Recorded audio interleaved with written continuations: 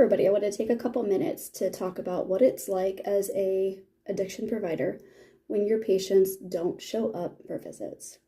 So my colleagues and I have experience working in the outpatient sphere for quite a while, but we've also, several of us worked in inpatient centers as well, where we see people get consistent treatment for weeks consecutively, and then from there they transition to outpatient care.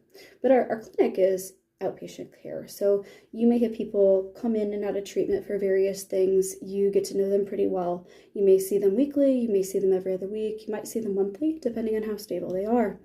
But as we get to know you and we get to see your struggles, your stressors, and improvements that we're, working on together, it is very concerning for a provider when you don't show up for your appointments.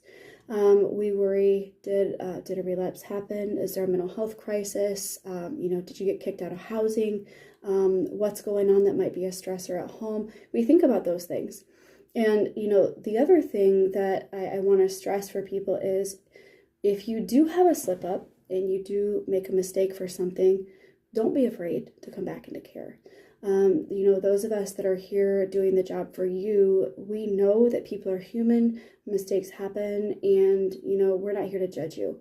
We're here to make sure that you get the support that you need to be well, to pick back up and move on.